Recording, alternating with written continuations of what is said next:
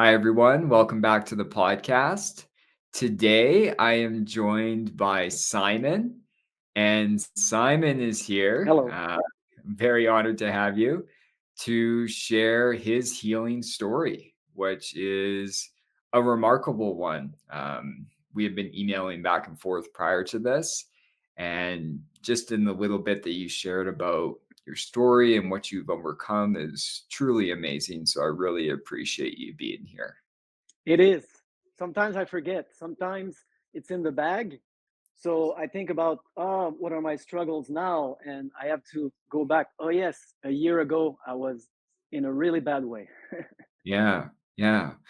So I want to really start to dive into people learning from what they can get out of your healing story, and I think you have so much to offer in terms of like a message of hope and your own personal learnings from this.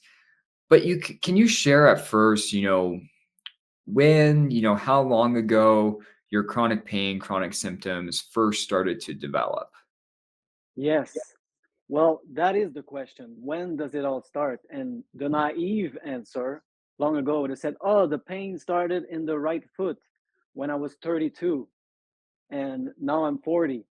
But a big part of the process has been to connect the dots and not see these weird symptoms as coming out of nowhere. That's how I used to see them. These weird symptoms, nobody can tell me what it is or where it's coming from. So I'm having this foot pain when I'm 32, and Mhm.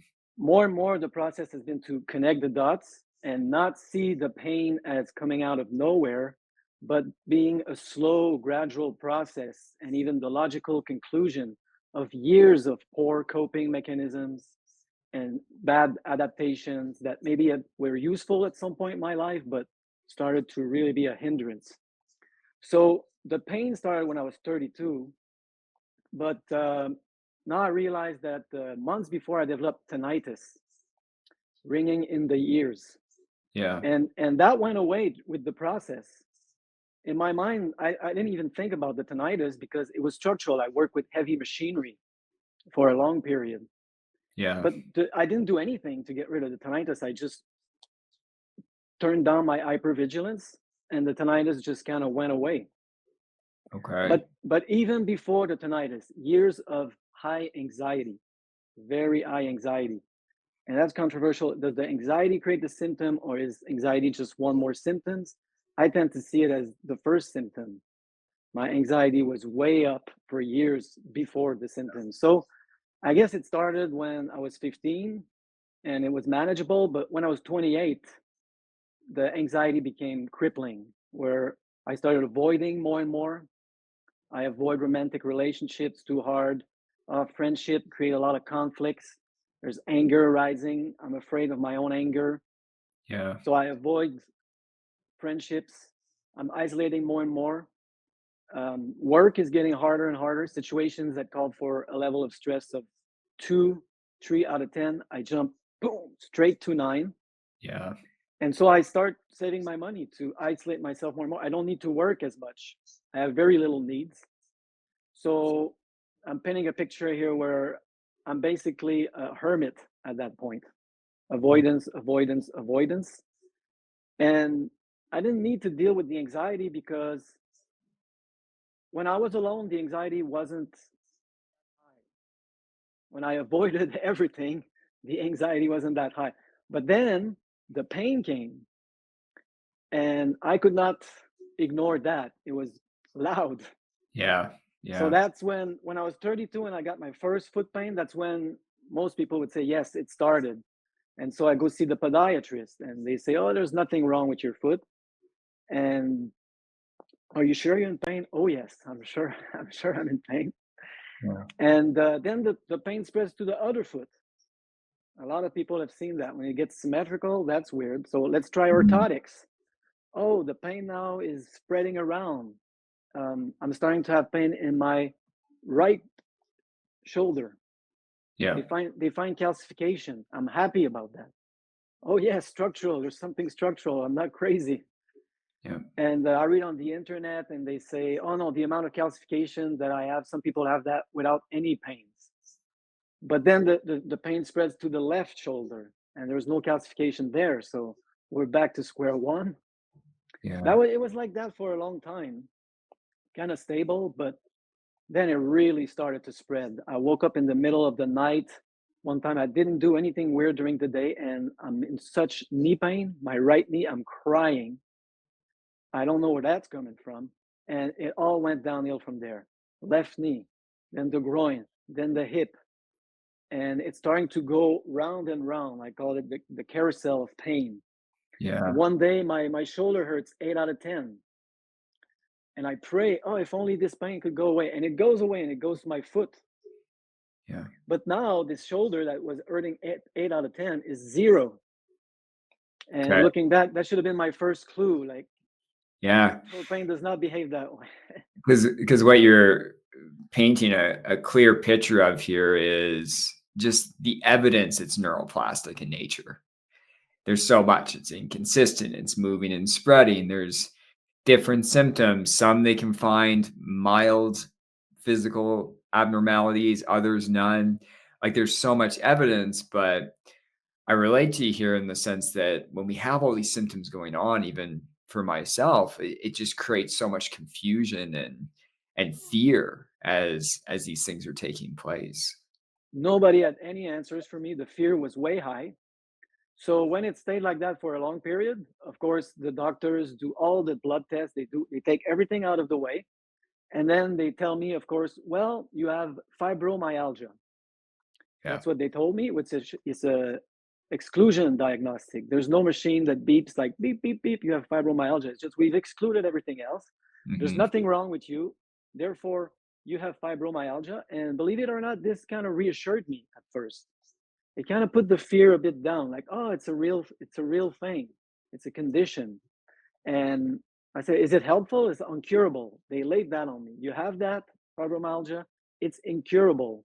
And later I would find out about the nocebo effect, of course. But at that point, I was like, what's the point of accepting this word if it's uncurable? And I Yeah. start reading about it, and there's some strategies: count your spoons, count your marbles, right? Yeah. Avoid, just try to Hmm. manage the symptoms, and it helped a little bit. But the pain was really bad, so they started giving me medication, and I started to take 75 milligrams of amitriptyline. Elavil is like an old antidepressant. Yeah. He told me that's going to turn down the volume of your pain. So it went from seven, eights, and nines to some four, five, six, sevens. And I was happy with that for a little bit, but I saw that I was plateauing. Okay, this is it. This is it for the rest of my life.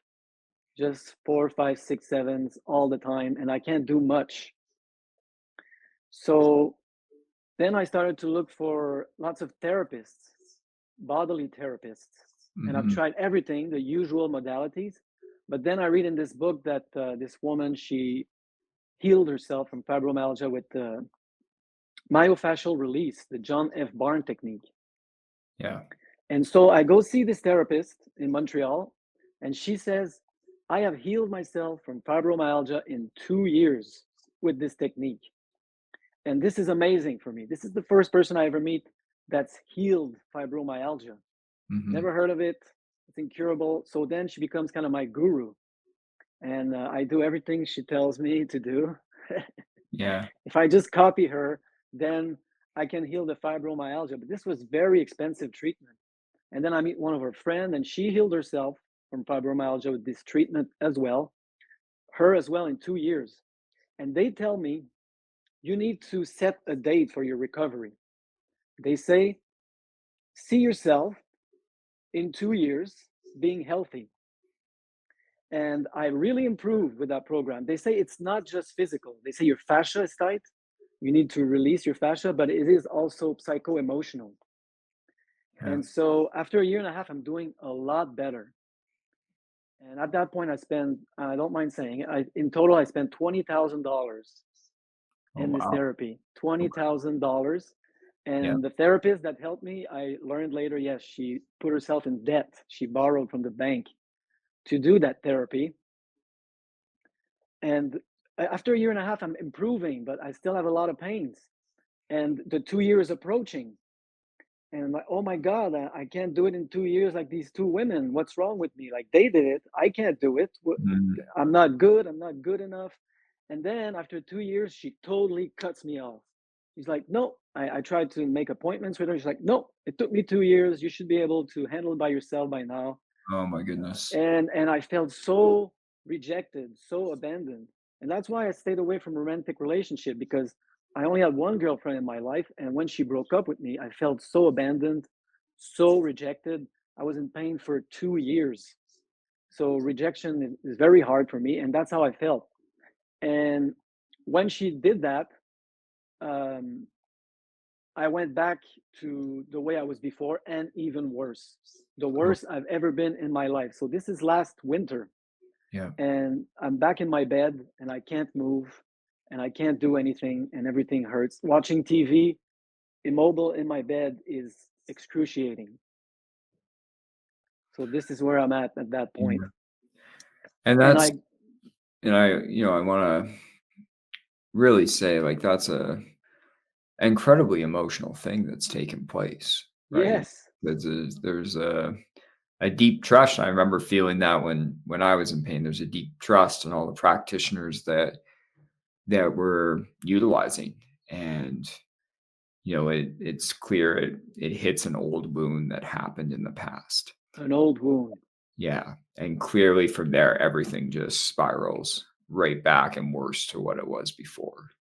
Yes, and it's gradual, the dawning that it's not structural, but that was a big, big moment for me because throughout this whole therapy, I'm thinking, right? I was like you, I couldn't sit in chairs. But more and more, I can sit in the chair. So I'm like, oh, well, it's because my fascia is being released. Amazing. But then I get this huge emotional shock of rejection and Mhm. of feeling not enough. These two women did it. I can't do it. And next thing you know, I can't sit in chairs anymore. And I'm starting to think, well, my fascia didn't tighten overnight. No. So that's where it dawns on me. And so last Christmas, it's going to be almost a year, I go to this party and I meet this woman. And she says to me, oh, yes, I've had fibromyalgia and I'm totally over it. And I've never heard anybody say it so casually. And her son's like, oh, yeah, mom, you used to have fibromyalgia in the 90s, whatever.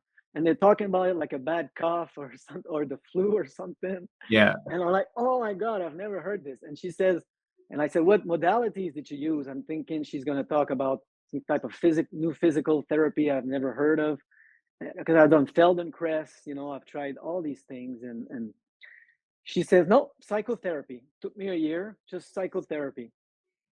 And I'm like, well, who's your shrink? I want to go see that person. She's like, oh, no, the shrink's dead.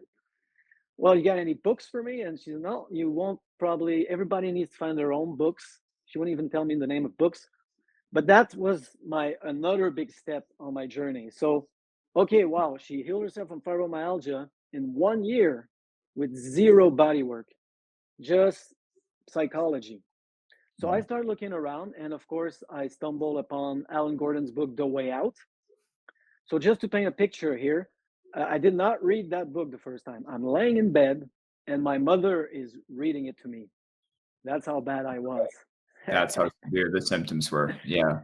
I couldn't even do jars. I couldn't flip the channels on the remote. That would burn my trapeze and my elbows. I couldn't do much. Mhm. And the book kind of went over my head. If you're only reading Alan Gordon once, don't be surprised.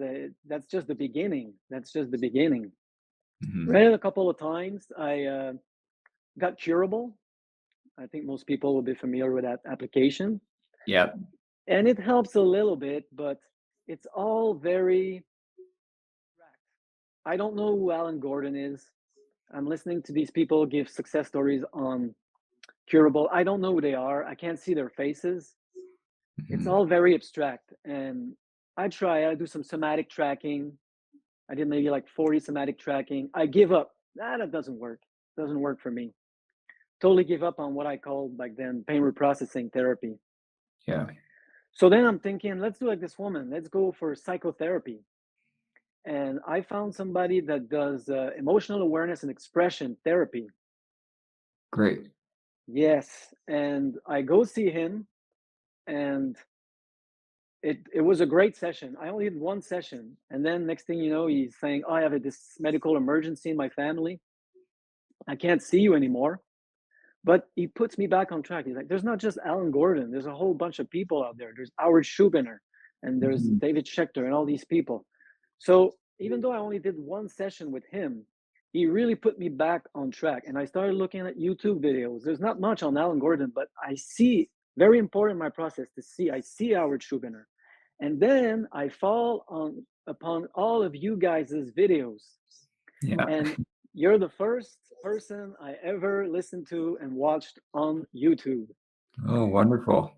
So this whole process I'm describing here, from my first reading of Alan Gordon to the first time I stumble upon one of your videos, is 2 months. But once I stumble upon one of your videos, to the moment I consider myself over chronic pain, is 4 months. Wow. So it was Just very, like you. very fast for you. Yeah. Yes. I was very motivated, very Yeah. motivated, but not intense. Not Yeah. intense. Yeah. Not intense. This is the secret, like, I'm always cautious when people share their timeline because everyone's like, "Oh no, 4 months," and it's good we're not being intense about that, but even just getting to this place is such a long journey, and I really Yes. appreciate you line it out in this way because you're right. Like from the very beginning of this interview, one of the things that you said that I think is so vital to know for people is it's not like the chronic pain, the chronic symptoms started when the symptom hit. There was this way that you found of coping, of avoiding the world, of trying to manage your anxiety in this way, of being isolated. All these factors, they just and old wounds along the way that have been affected by people negatively, like all these factors led up to the symptoms developing. And then of course when you have the chronic symptoms, like so many people, myself included, all of a sudden there's intense fear, there's intense trying to fix it, trying to figure it out. And it led this beautiful way to this journey that's kind of occurred for you here. Now that we're starting to talk about, the healing aspect of your journey, one thing that I really want to talk about is, what changes or what strategies were really the most important as you were in this kind of healing process? Like when you think back, like what were the ones that were really effective for you? Yes, I don't have to look far for that. I have all the answers ready. Yeah. I know I know what worked for me. So as I said, Gordon was very abstract person for me. I don't know who he is. I have no idea. And these success stories on Curable, very short, almost sounding miraculous. That's why it's very important to understand it's long, it's gradual, and it's step by step. But when I watch your videos, next thing you know, I can really relate to you. You're in my kitchen, you're in my living room, and I'm watching two, three, four of these videos a day at first, which is the phase that you call acquisition of knowledge. Mhm. Next thing you know, okay, I'm starving for this information. I need a lot of information, and you're supplying it to me, and you have these concrete strategies. So the first one is don't set a date on your recovery. And I'm like, Yeah. finally, someone who understands what they're talking about. This date setting strategy that I use with these other people is the worst strategy. Do not set a date. So right now, my confidence is increasing. This guy knows what he's talking about. Stop talking about the symptoms. Yeah. That's the first thing I ever did, and it burned my lips Yeah. for 2 weeks. Yeah. I thought it used to be a great catharsis for me to talk about the symptoms, Mhm. and I had to tell people around me. They're like, "Oh, I know you're not supposed to talk about the symptoms, but you can tell me. You can tell me." No, no, no. We don't talk about the symptoms anymore. And you're laying out all these really great strategies, and more, I'm relating to you. Before, when I was a hermit, I used to write books, and more I became stifled by perfectionism. Yeah. And when I stopped writing and I got writer's block, 8 months later, I'm in chronic pain. That was the last thing that was giving me pride. My identity was I'm Right. a writer, but the Yeah. writing was gone. And who am I? I'm nobody now. I'm not doing anything. I'm Mhm. just a loner hermit. So I really relate to your perfectionism, and you start talking about the classic personality that Sarno described, putting too much pressure on myself, and I'm noticing all these patterns. So on the one hand, I'm doing sort of the narrow Alan Gordon pain reprocessing therapy, which is increase your activity, your physical Yeah. activity, more and more gradually, and tackle the fear. And you don't care about the symptoms. The symptoms can go up, and it doesn't matter. That took a long time and a lot of videos. So one key was repetition, repetition, repetition, repetition. So I'm using your videos in this way. I go out and I do more. Last day I walked 15 minutes. Now I walk 20 minutes, and I come back and the symptoms are high. And I'm like, oh, I did too much. I did too much. And I watch a Tanner video. I was like, no, you didn't do too much. It's not structural. Yeah. It's psycho emotional. So it's like the videos I watch them spaced during the days like that as like ways to reassure myself. And Mhm. that's why it worked, because more and more I was getting to know you. I feel it's an illusion, but I felt like I knew you. Yeah. That's what made it really personal. And so, on the one hand, I'm doing pain reprocessing therapy on that way and challenging the symptoms daily. But on the other, now I'm starting to dive more and more into the emotional side Yeah. and my shame, the feeling of not being good enough, not being enough, and trying to tackle like, why am I trying to be a perfectionist? Is it because I'm afraid people won't love me? And if I can just be perfect, maybe they will love me. So I'm doing these two strategies in parallel. Which I think is wonderful because that's what I always tell people is, everyone's healing's different. As, you've kind of discovered along your way from hearing these kind of miraculous stories even before you kind of got started of people recovering. Everyone's healing's different, and that's the thing about being human. We're complex. We're complex beings, and we that's the idea is like often healing can be more complex in nature where you're applying these different things. Like you're using some of pain reprocessing therapy stuff. That's great. You're starting to do the graded exposure. You're reducing the focus on the symptoms. And it sounds like you did it in a very structured way. And the one thing that you mentioned there that I think is so hard is when we start to do the graded exposure and the symptom increases, that we don't take 20 steps back because then it just takes so much longer. Of course, right? And the videos were what helped me. Amazing. And I watched 4 or 5 every day, and between activities, and it was always, if I'm coming back from the walk or the activity and the symptoms aren't that high, I don't watch a video. It's really like that's the tool I use to reassure myself. mhm. But then on the other hand, you're starting to do that deeper emotional work, which Yes. is so vital for so many people as you kind of found for yourself. And not just the emotional work, but it links to all these coping mechanisms, such as like perfectionism or putting pressure on yourself. And so you start to do some of that work as well along the way. Yes, and what I've discovered is that this second process is lifelong. It's a life journey. So at first you're hyper symptom focused. So of course your definition of healing is getting rid of the symptoms. That's Mhm. just as far as you can see. You can't see any further. When I'll be rid of the symptoms, I'll be healed. But more and more you see it's a way deeper process. And then your goal becomes way further than just healing the symptoms. It's about becoming whole, as Yeah. Gabor Mate would say. And then once your vision or your goal starts to be way further than just emitting the symptoms, then they kind of fade away. Yeah. And you think, wow, that used to be my end all be all, just getting rid of the symptoms. But here they are gone, and I'm not done with the emotional work. It's gonna be a it's gonna be a lifelong process. Yeah. So I definitely eliminated all the conditioning pain, I would call it, where my brain did faulty associations like sitting is dangerous, walking is dangerous. So I'm getting rid of all these symptoms, and I think, well, I'm done now. No more symptoms. Yeah. And then a symptom, I was symptom free for months, and then a symptom popped back up, and I fell into the structural trap. because I was like, Mhm. well, I don't have any neuroplastic pain anymore. So, because I really increased my physical activity. Yeah. And so I'm like, oh, I enjoyed myself. I did too much jogging, swimming, bicycle. I fell into the structural trap. And now I see that it's sometimes I do get symptoms still, but they're not like faulty conditioning. It's when I put too much pressure on myself. Mm. And I still do it sometimes. I put too much pressure on myself, and in the afternoon my spine will start to burn and itch.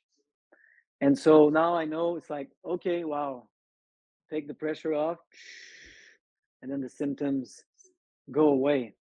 Mhm. So now it's not so much before I didn't try to learn anything from the symptoms. It's just kind of faulty information, just noise. I don't know what to do with it. Just recondition. But now when I put too much pressure, when I get a symptom, I know it's a message from my body. And it's like, oh, wow, too much pressure.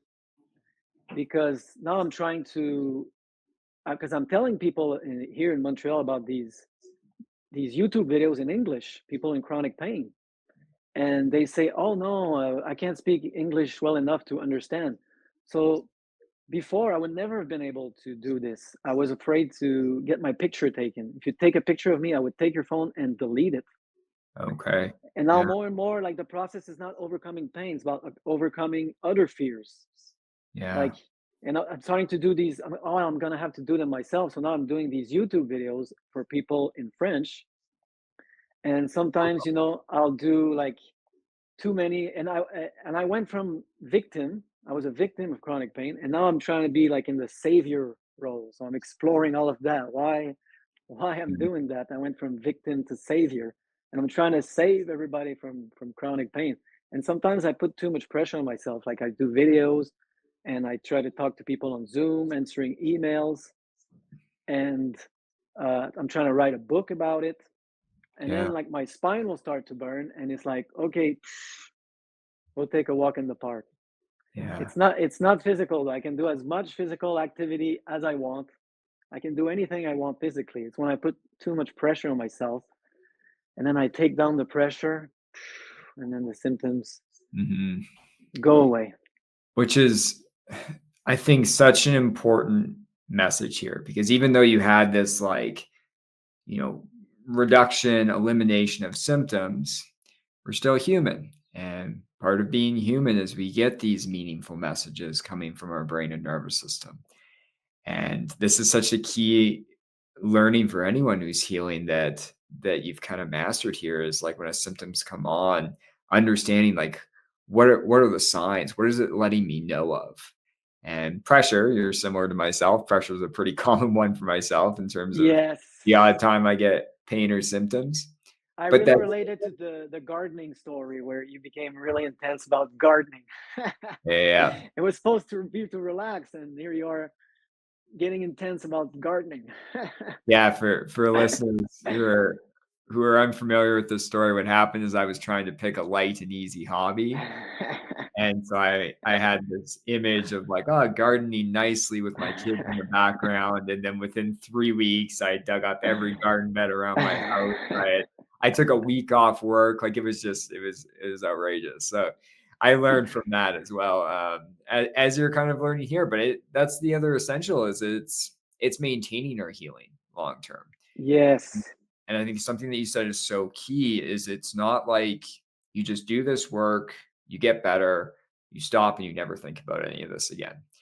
That's just not I've never seen that work for anyone. Like maybe you don't need to do so much of the brain retraining for the symptoms because it's there less, but no, I don't do that anymore. exactly, but there is this deeper work, whether it's with Yes, coping mechanisms or whether it's with, just deeper wounds or emotions that we've kind of felt that you've done such a great job in maintaining, which is amazing, and all these projects that you're working on. With your yes, permission, after I can share some of those links in the episode description because the yes. fact that you're doing these videos in French is amazing. Um, Yes, it's for people who only speak French. yeah, Because I tell them, if you speak English, go watch them directly. And I'm telling people all the time, Go watch Tanner's video with the French subtitles. Yeah. Yeah, I like it. I like it. Well, this is amazing. I really appreciate you coming on here, sharing your healing story, sharing your message of hope. It's truly miraculous and amazing. And you've done such deep, meaningful work with yourself. And you're right. You've gotten so much out of this compared to just the symptoms reducing. Now you're facing other fears, which is amazing. Yes, that's been my that's been my discovery. Pain was my teacher. I avoided all my life. And then because I could avoid all that stuff, but then pain I just couldn't deal with. So it was my message to stop avoiding. So the way I handle pain showed me how to tackle my other fears as well. Hmm. I thought, oh, okay, I can just do the same thing now with my fear of talking in public or making a video. Yeah. Oh, okay, wow, I can get back out there and have friends again. Yeah. The pain taught me how to avoid avoidance. Yeah. How to avoid avoidance. I like Yes, that. don't avoid. So important. So, one last question for you here that I like to ask people is, what advice would you give someone just beginning their mind body journey? Like what advice would you typically give someone? When they are starting, I tell them to focus on what you could call pain reprocessing therapy. At first, it's too hard to make the connection between your emotions, your coping mechanisms and the symptoms. So at first, I was very methodical. I tackled symptoms like, oh, my brain thinks handling a mouse or a keyboard is dangerous. Do 5 minutes of keyboard. First of all, visualize yourself using the keyboard. Visualize yourself without mental pain. Do it. Trigger a symptom, then do somatic tracking. Teach your brain this reaction is not dangerous. It's just an overreaction. So that's my first advice. You tackle pain reprocessing therapy and you Mhm. kind of clear the way and you get rid of all these symptoms. Because at first there's just too many symptoms. I was in pain all day. How can I see the link between my emotion, my coping mechanisms? But then they start to clear away and you only get like one symptom once in a while. So now it's way easier to make the connection like, oh, when I put too much pressure on myself, Mm, my spine starts to burn. So that's my advice. Focus on pain reprocessing therapy first and do the psycho emotional work in parallel. And more, the pain reprocessing therapy part will fade away. And you're going to be left with this emotional work that basically never ends. It's layers and layers and layers, yeah, and it takes a lifetime. And some people would say several lifetime. I'm not into it. Let's not get into spirituality. I yeah, don't touch that, but certainly, yes, there will still be deep emotional work to do one day before you die. yes, So yeah, don't. That would be my advice. Don't think that there's an end to the healing journey.